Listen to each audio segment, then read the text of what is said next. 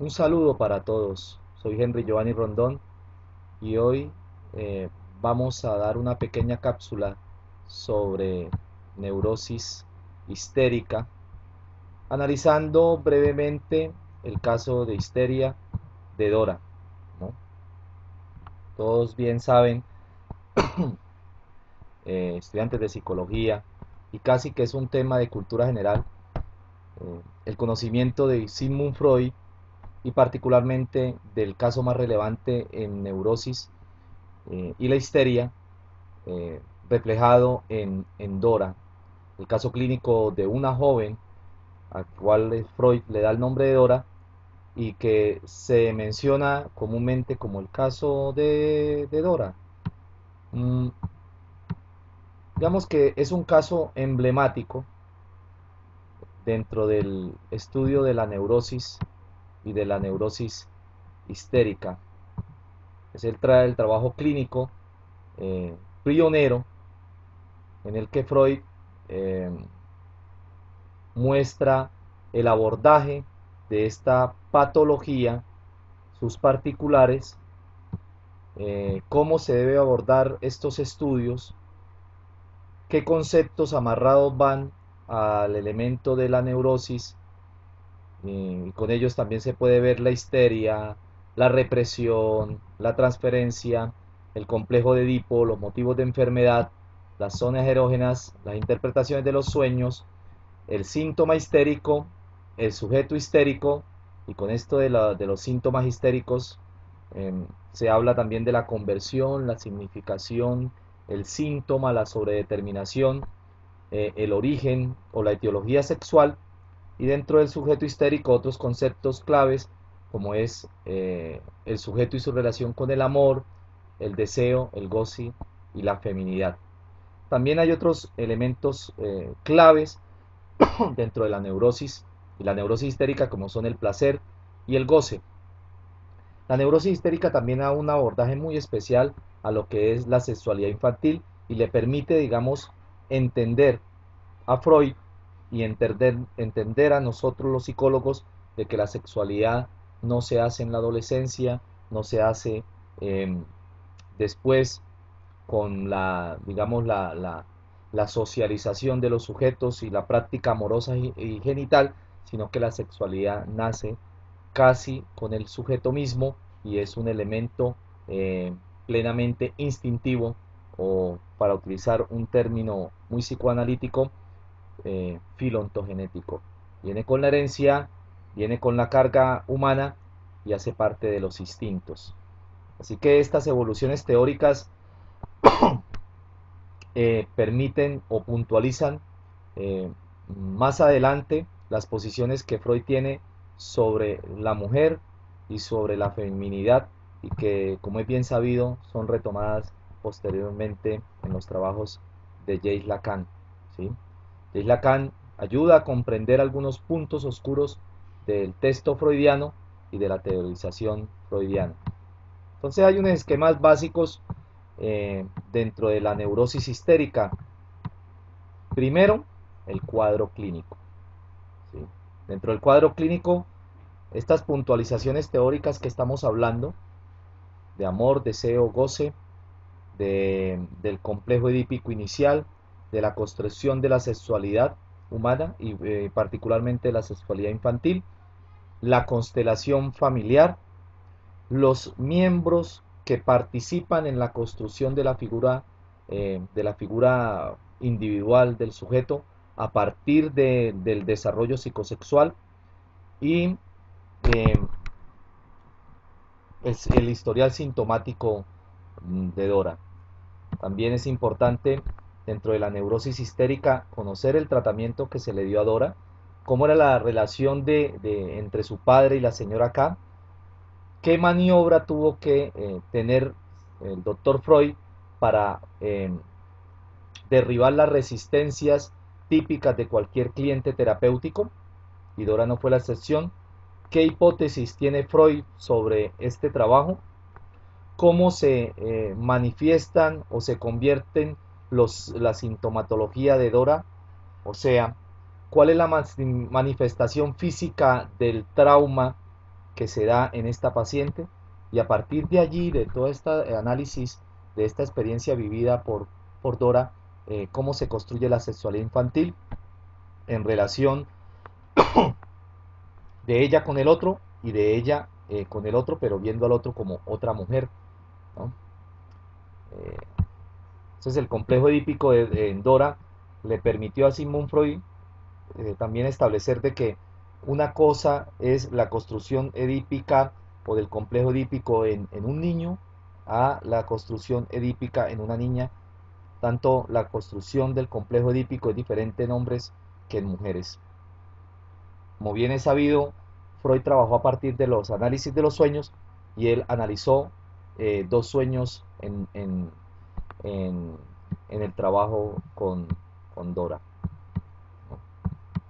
Es todo parte de en 1900 con el famoso texto que tiene el doctor Sigmund Freud de la interpretación de los sueños.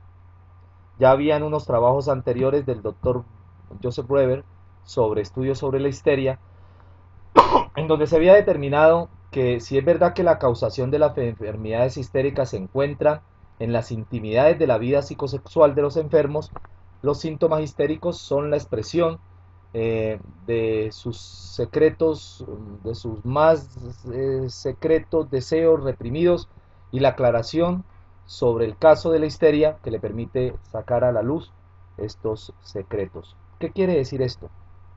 Que a partir de la interacción de lo psicológico, de los mecanismos psíquicos referidos en la conciencia con la sexualidad humana, hace que el sujeto tenga una interpretación de la realidad basada en esos dos elementos, en lo psicosexual.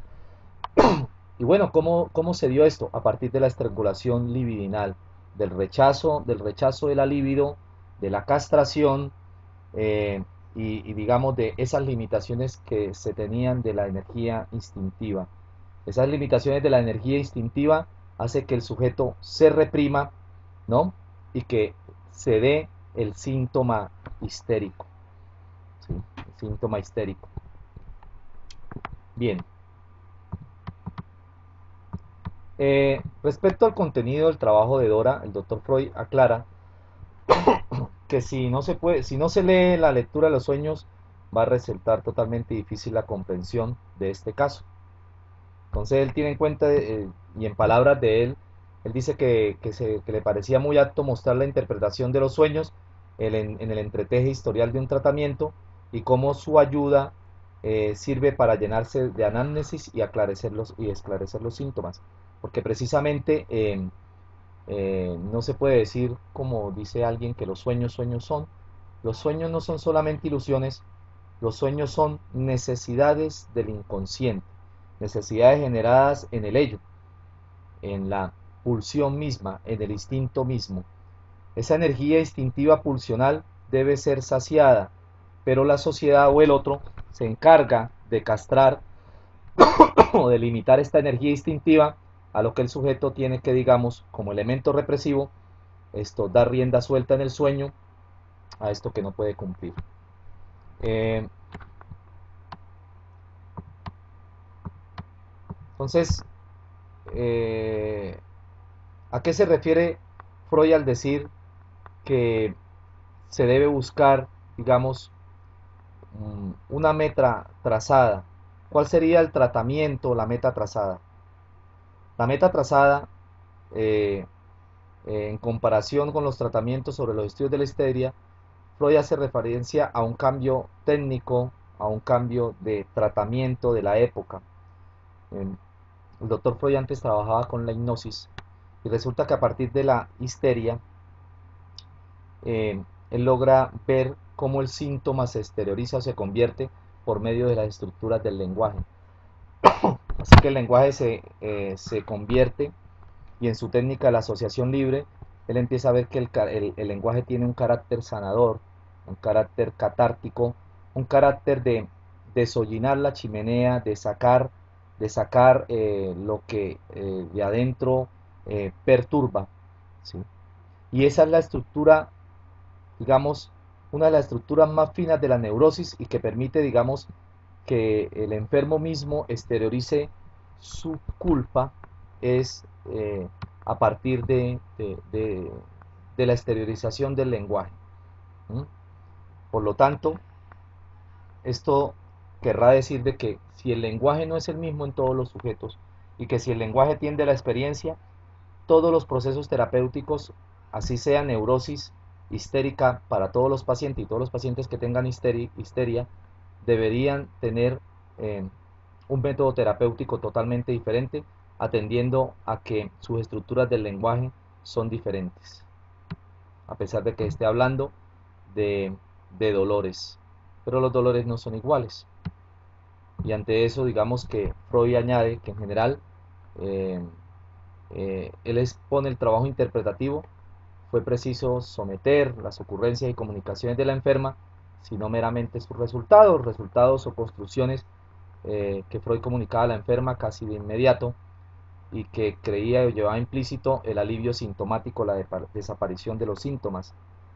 En la medida de que la persona logre entender qué es lo que pasa o encuentre respuestas a sus malestares o a sus actos fallidos, la persona empieza a sanarse.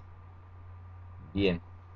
Respecto a lo que es el edificio íntimo de la neurosis o la etiología psicosexual de la histeria, el doctor Freud estaba convencido de que, no hay un único historial sobre esto y que no se pueden poner en conocimiento todos los tipos de contracción o de origen de la enfermedad y que, digamos, hay un equilibrio o una relación entre lo psíquico y lo somático y que podía ser factible demostrar estos trabajos o esta relación eh, a partir digamos, de esta hipótesis. La hipótesis que debería ser demostrada es que hay una relación entre lo psíquico y lo somático, sabiendo que lo somático es la conversión de un malestar psíquico en un malestar físico.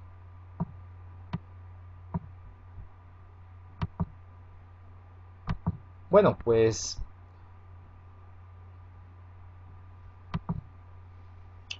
¿qué entiende Freud o el doctor Freud por solicitación somática? ¿Y qué estatus le otorga en relación al síntoma histérico? Es la afectación corporal. Siempre que escuchemos o que veamos esa palabra somático, habla de la afectación corporal. Desde el psicoanálisis, esta afectación corporal se da en la histeria. No es al azar, no es aleatorio, es un proceso que se da, un proceso que es normal o patológico. Vean ustedes que para el psicoanálisis casi que la patología no existe, porque la patología es una normalidad patológica, por decirlo de alguna manera. O sea que todos tenemos patologías, pero que estas patologías son normales en el sentido que nos dinamizan en el ser humano. Por ejemplo, vamos a colocar un ejemplo en el contexto colombiano. Nosotros en el contexto colombiano siempre estamos diciendo nos van a robar. Si vemos a alguien que se acerca y que nos parece sospechoso, decimos que nos va a robar, pero esa persona solamente es sospechosa y no nos roba. Después decimos y llegamos a la casa y decimos nos iban a robar. ¿Qué quiere decir esto? ¿Qué quiere decir esta función paranoica? Esta función paranoica no es patológica, es normal. ¿Por qué? Porque nos dinamiza. ¿Y a partir de dónde se da esa posición, digamos, paranoica del sujeto? A partir de la angustia. Pero, aunque no se crea, fantaseamos con esa angustia. O sea, siempre estamos atentos a la llegada de la angustia y deseamos su llegada porque con la angustia hay algo. Lamentablemente, a veces con la angustia hay un goce. ¿Y de dónde se da ese goce a partir de la angustia? Desde el mismo acto del nacimiento. Y por eso se aborda lo psicosexual. El sujeto, el niño, el bebé siente placer al chupar el seno materno a escasos minutos de haber nacido. Ya con eso el sujeto está experimentando un elemento que es placer y otro elemento que es la angustia. Y en su precario esquema psíquico que tiene el bebé, ya empieza a articular esas dos concepciones y ya empieza a tener una simbología de placer y angustia. Pues hablemos, digamos, del caso de Dora con el señor K. En este caso le sirvió al doctor Freud para notar la particularidad traumática de la etiología sexual, del origen sexual, como un proceso psíquico que es traumático. Todo proceso que genera un cambio de práctica a partir de la experiencia llama aprendizaje. Por lo general uno cree que el aprendizaje es aprenderse un montón de conocimientos o de conceptos. El aprendizaje es el cambio de una práctica a partir de una experiencia, y en este caso estamos hablando de una experiencia angustiosa, de una experiencia de dolor. Entonces, cuando esta experiencia dolorosa está dentro, no es exteriorizada, entra en juego la conversión, y la conversión lo lleva hacia otra dimensión. Esa dimensión es la dimensión corporal. Así que el terapeuta, nosotros como psicólogos, debemos saber leer cómo juega la conversión en este síntoma somático, cómo se da la conversión somática, cómo pasa de lo psíquico a lo corporal. Y en el caso de Dora, pues eso sirvió para generar un nuevo elemento de interpretación desde la teoría psicosexual, que su presencia se da, como ya lo dijimos, desde el nacimiento, que desde allí ya está la neurosis, y que la neurosis, en últimas, su fin es tratar de salvaguardar la integridad del yo, ¿sí?, de cualquier representación de lo sexual, porque en lo sexual se halla el goce, y el goce lleva a dos elementos: a un placer basado en el displacer, o sea, a las dos pulsiones fundamentales que son amor y muerte. Y la función fundamental desde el psicoanálisis viene siendo la muerte. Y hay una dicotomía ahí en que el sujeto ame lo que más le hace daño, ¿no? Ame lo que más le hace daño. Y eso está referenciado porque Freud, digamos, y el psicoanálisis busca entender las dinámicas culturales, cómo se construye el conocimiento en una cultura, todo particularmente del desarrollo psicosexual, ¿no?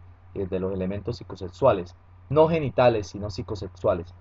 Y vea ustedes que muchas de las premisas culturales están basadas en el odio, en el amor, en la vida y en la muerte, en el placer, en el displacer.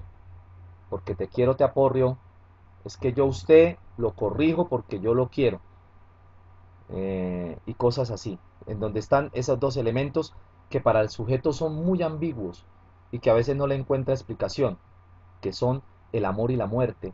Y a veces amar demasiado lleva a la muerte misma, ¿no? Una muerte que puede ser también simbólica o concreta, porque pues muchas personas se suicidan por desamor. No, ¿cómo se presenta la sobredeterminación en los síntomas del caso de Dora, que estudia uno en psicoanálisis? Pues ahí está la participación de la sexualidad, y la sexualidad forma un síntoma que es clave en la explicación de la histeria, ¿sí? Entonces,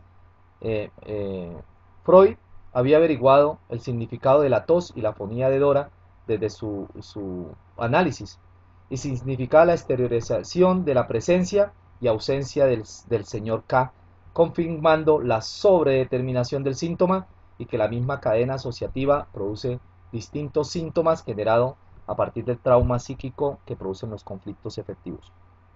Hay un elemento muy fundamental dentro del psicoanálisis, que lo utilizan todos los psicoanalistas. Ahí Melanie Klein habla del fantasma, Freud habla del fantasma y Lacan habla del fantasma. El fantasma es la ausencia de un objeto, pero hay una representación mental de la ausencia de este objeto en el amor. O sea, entre más ausente esté el objeto, más se ama. Eso efectiviza la presencia de ese objeto. Entonces, un novio le regala a una novia un peluche, entonces un osito de peluche. La novia duerme con el osito de peluche.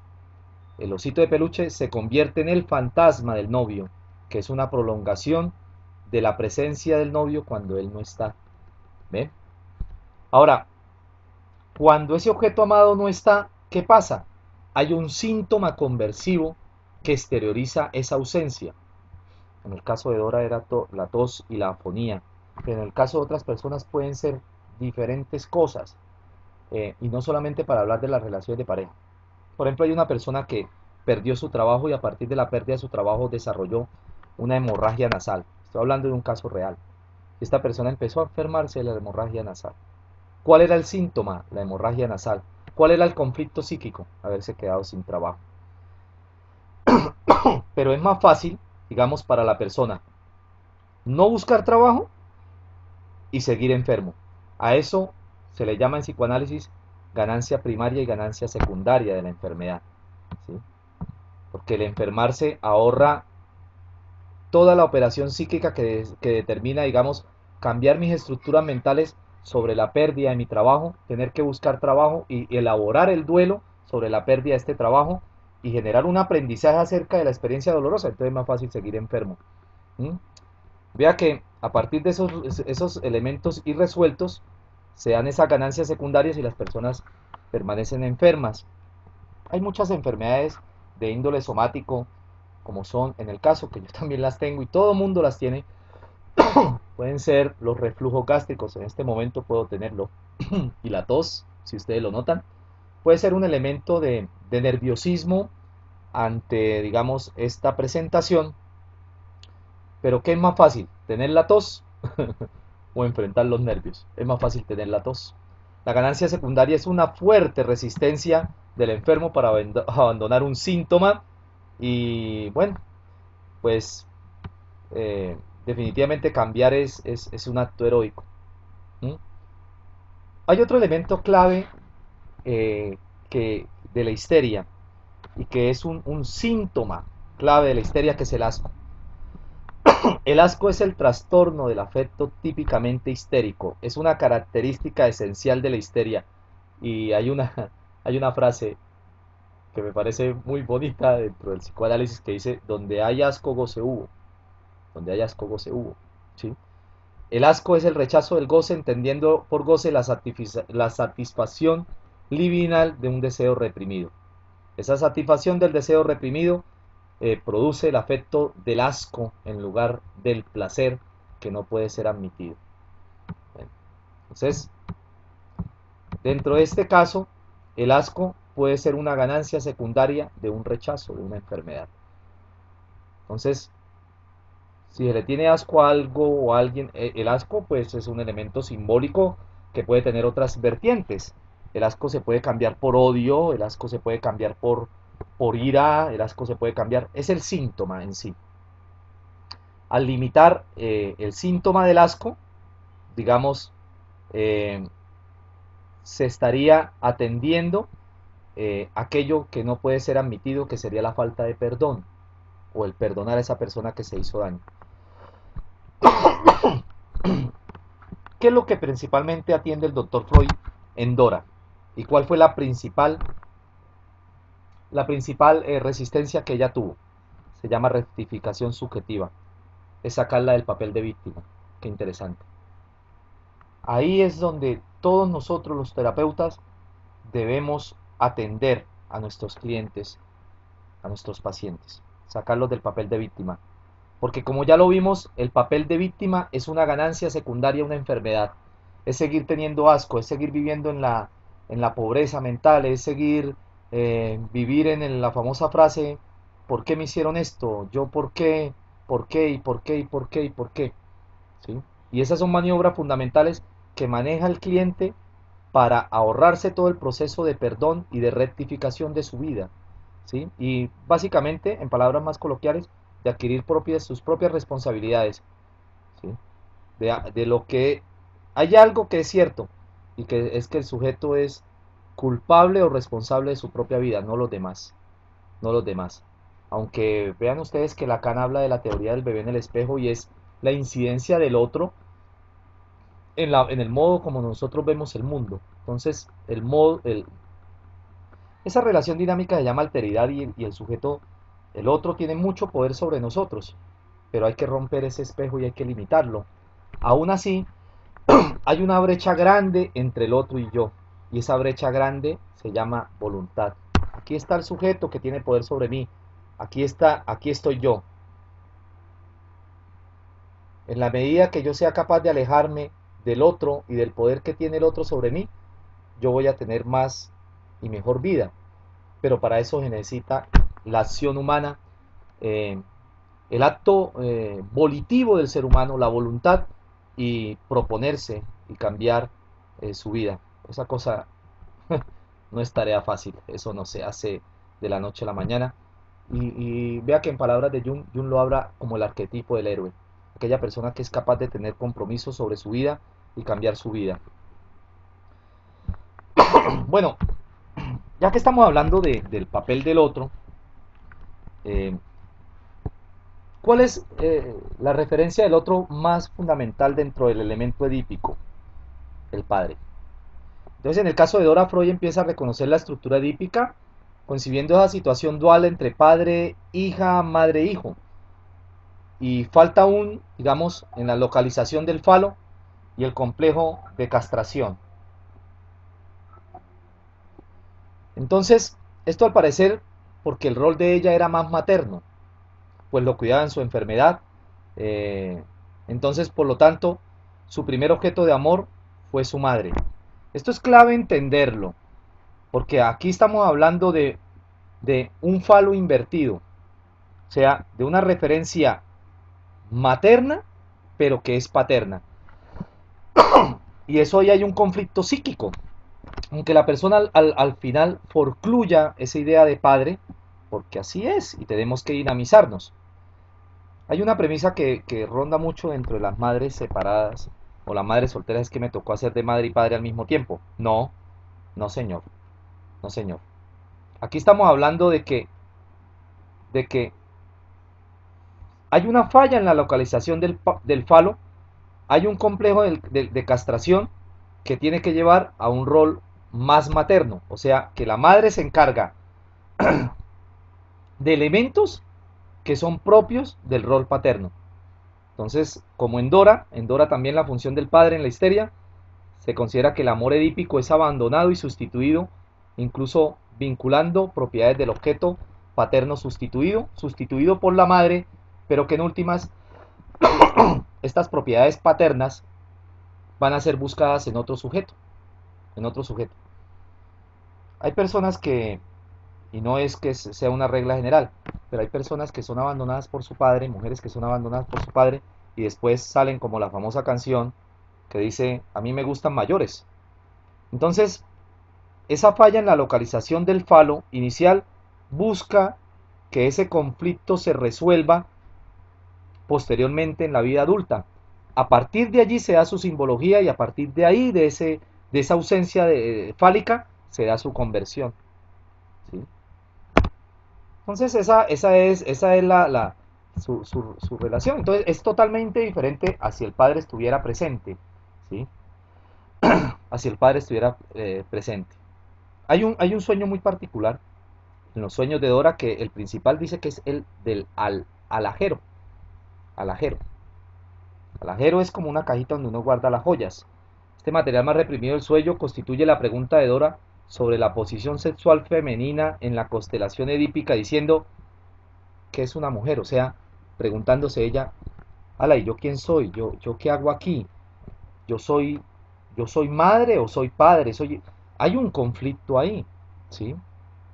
Y esos conflictos se presentan de diferentes maneras y no solamente en la mujer, aunque en la mujer que no tiene papá, pues ella tendrá que elaborar su elemento paterno, como se ve posteriormente en Lacan, en su seminario en el nombre del padre, pues la mamá va a ser clave en su relación con el papá, en su incidencia de elaborar la figura paterna de su hijo o de su hija. Y si no está ausente, o si la ausencia tiene otros elementos ahí solapados como abandono, como el odio hacia el papá, pues eso va a influir mucho en, en la idea que tenga la persona o la construcción ideica que la persona haga sobre su figura paterna. Entonces, en este sueño, Freud lo interpreta así, como una crisis de identidad. Entonces, bueno, ahora yo qué hago, qué debo hacer para ser mujer, qué hago, qué se quiere de mí. ¿Cuál es el papel del mío dentro de mi familia? Etcétera, etcétera, etcétera. Y hay otro sueño, ¿no? Que digamos que es la del lago, la escena del lago con el señor K.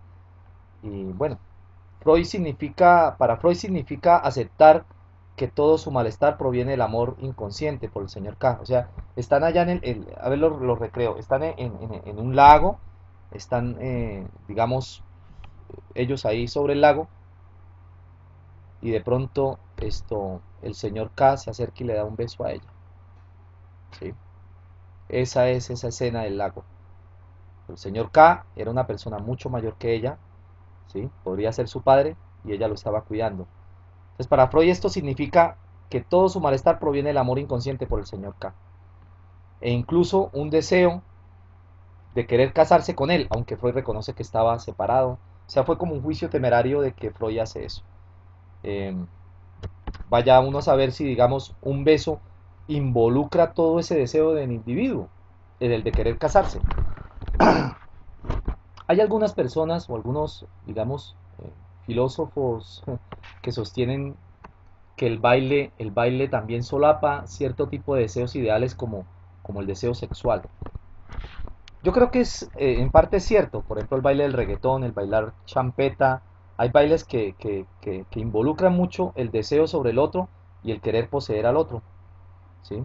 Entonces hay una disertación también, en el caso, volviendo al caso de Dora y el señor K, en los ideales de Dora, es de que los enfermos están dominados por la posición entre la realidad y la fantasía, lo que anhelan con máxima intensidad en sus fantasías es justamente aquello de lo que huyen cuando en realidad los representas y se abandonan a sus fantasías con tanto amor, gusto, cuando ya no es de temer que se realicen. Estoy hablando de palabras del doctor Freud. ¿Qué quiere decir esto? Que en el sueño las fantasías se exteriorizan. ¿Y cuáles son las fantasías? Son necesidades de placer. Un placer construido como un ideal. ¿Mm? Ahora bien, para el doctor Lacan, para Jacques Lacan, es todo lo contrario. ¿Sí? Es todo lo contrario. Mm, eh, es el rechazo del consentimiento, el sentimiento de encontrarse allí como un objeto forzado, el sentimiento de estar allí muy a su pesar, en últimas el objeto, el deseo de ser objeto de deseo y no de goce. Esta es una posición altruista muy interesante, basada, muy propio del síntoma histérico. Yo necesito al otro para ser feliz. Es que el otro sin mí no puede vivir. Cuando este síntoma histérico se vuelve patológico, la persona pocas veces logra elaborar la frustración de su rechazo y lleva a la pulsión más buscada por el ser humano, que habíamos dicho que era la muerte. La muerte es la ausencia de vida y el equilibrio de todas las pulsiones, por así decirlo. Es la, el devolverse al útero materno, en donde no existía la angustia. Por lo tanto, las personas elaboran la muerte en el acto suicida como una solución a todos los problemas. Tiene sentido, ¿ve? Así que el sujeto histérico busca generar el deseo a partir de hacerse necesario para el otro, causarlo en tanto que para el sujeto no haya salida. Miren ustedes el acto perverso que se da desde ahí, porque el verdadero objeto del otro no es un sujeto, sino un objeto. Y a eso es lo que el sujeto histérico no consiente, ser un objeto del goce del otro, sino que el otro se satisfaga de él. En su obra, el doctor Freud, El malestar de la cultura, habla sobre eso. Cómo las personas, digamos, quieren derrotar a su Dios para quedarse con sus riquezas y ser dioses para otros. Mm. En el discurso amoroso también se vende esa idea de tratando de desestructurar las desconfianzas del otro, doy un discurso en donde el otro me necesite de mí, aunque el otro no necesita de mí, porque el otro había vivido 30 años sin mí y era feliz, pero yo debo vender dentro de mis estructuras discursivas esa, hey, necesitas de mí, y yo no necesito de ti, tú necesitas de mí, y eso es una referencia de poder, Y quien atiende a esas referencias de poder, yo digo que pierde el año, por así decirlo, porque ya le está dando poder al otro, le está dando referencias de poder al otro, y el otro ya podría entrar a devorarlo, para utilizar el término de Melanie Klein. Eh, ¿Y cómo se da esta transferencia paterna en el historial de Dora? Pues se presenta entre el padre, primero entre el padre de ella y él mismo, ¿sí? Desde el comienzo, claro, la fantasía del yo hacia el sustituto del padre. En Dora muere su padre, ella atendía a su padre, ¿sí? El padre de ella siempre estuvo enfermo, ella tenía que atenderlo en su convalecencia, muere el padre y después aparece este señor, el señor K. Entonces, en el señor Calo fácilmente lo que hay es una sustitución de la figura de la figura paterna. Y bueno, ¿qué es lo que Freud intentó de maniobrar en terapia? Mire que hay un proceso ahí en donde la terapia pues es fácil de entender. Si el paciente llega a mí porque necesita ayuda, yo me empiezo a convertir como en un padre para él, porque le estoy dando directrices. Entonces, el doctor Freud no tuvo esa excepción, también vivió lo mismo. Dora empezó a verlo como un padre, pero el doctor Freud pues supo maniobrar esa situación bien desde el principio, eh, y remitiéndola a ella con su propia identificación con el padre. ¿Mm? Porque digamos que en el proceso terapéutico el psicólogo puede convertirse en un padre in situ, o sea, un padre dado a partir de la situación terapéutica. Bueno, vamos a hablar, digamos, cuáles son los obstáculos que encuentra Freud a partir de la cura de Dora y en qué precipitan su desenlace, ya que estamos hablando del proceso terapéutico. Hay dos elementos, las transferencias y las identificaciones. Son los principales obstáculos. El primer intento de Dora de abandonar la cura, de desvalorizar la cura, consiguió con el momento en que era posible que Freud no percibiera la identificación que ella misma hacía de la transferencia entre él y su padre. Pero el doctor Freud supo actuar. Ojo, el primer intento fue abandonar la cura, desvalorizarla. Miren que a uno en terapia le puede pasar eso. O sea, a uno en terapia pueden llegar las personas y salir del consultorio y decir, es que ese psicólogo no sirve. Ese psicólogo no sirve, no sirve para mí.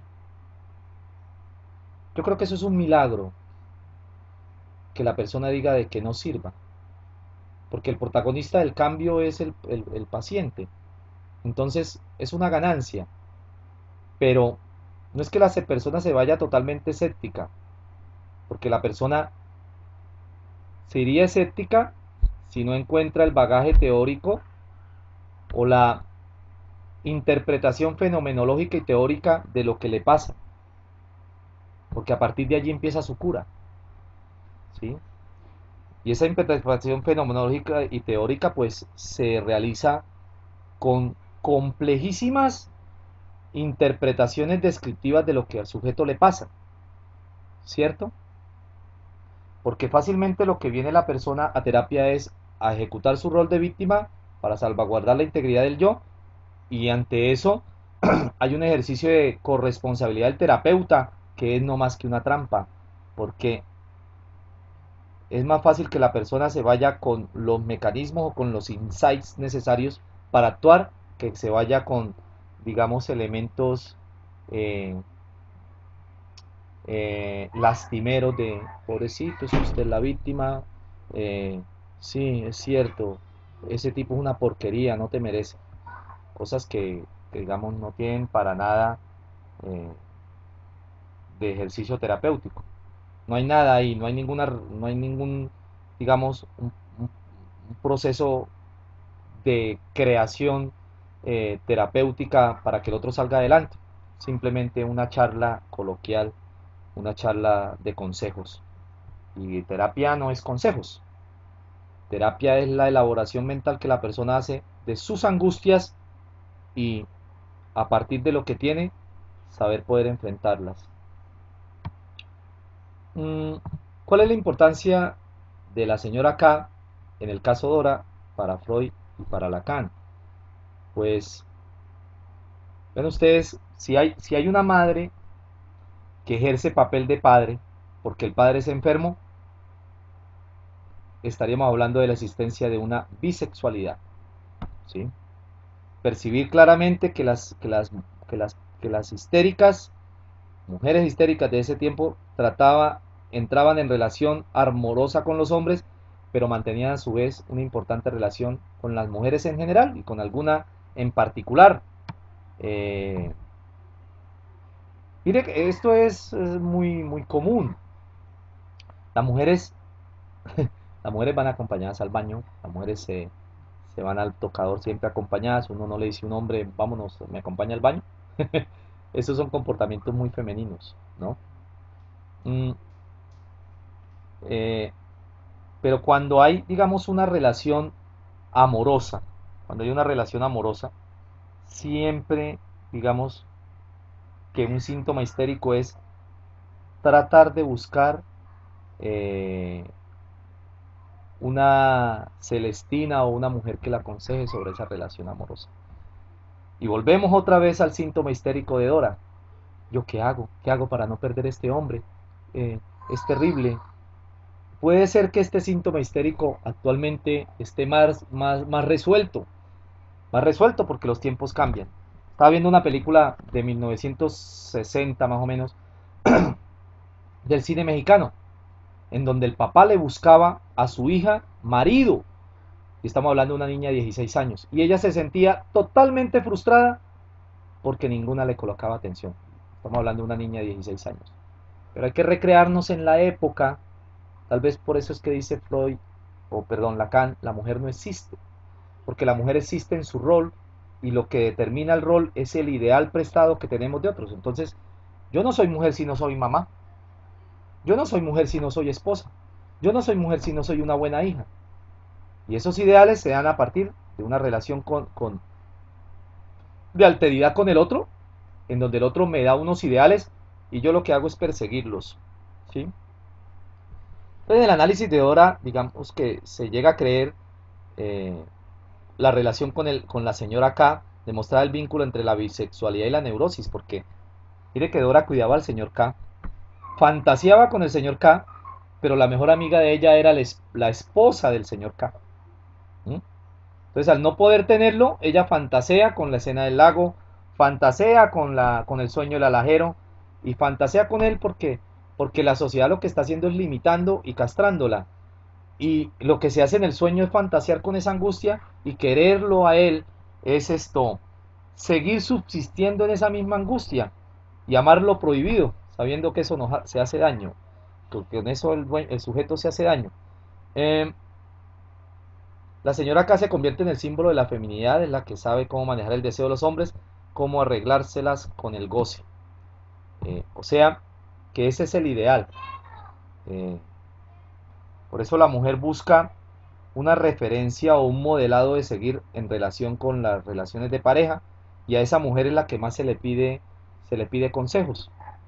Con eso ya se está dando una transferencia de poder sobre el otro y, y por lo general yo deseo lo que el otro tiene, como pasó acá. Ella desea el esposo de, de la señora K. ¿A eso cómo se le llama? A no poder tener lo que deseo, a perseguir ese deseo, sabiendo que el goce va a estar estrangulado para siempre. A eso se le llama castración. ¿Sí?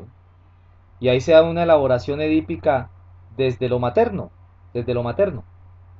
El vínculo de la bisexualidad, como la mujer, eh, la niña, tiene que empezar a ver a su mamá también como su papá para después elaborar que, oye, ella no es mi papá, ella es mi mamá, y después sí empezar a elaborar el elemento edípico tal cual como, el complejo edípico, perdón, tal cual como elaboran los niños, que es esto, digamos, la competencia con su papá por el poder de la mamá. ¿Eh? O sea, yo un paso más dentro de la elaboración edípica con las niñas, que es, primero, determinar ella quién es, yo quién soy. Ella es mi mamá padre, ella es mi mamá falo. Entonces, ella mi mamá falo. Entonces, si es mi mamá falo, se convierte en una mujer que yo tengo que eh, amar, pero así al mismo tiempo es mi enemiga, por así decirlo de cierta manera. Es mi rival, es mi rival. ¿Eh? Eh, ¿Qué elemento entra dentro de esa elaboración o construcción de la mujer falo o de la madre falo? El nivel simbólico y el símbolo de la falta de la falta.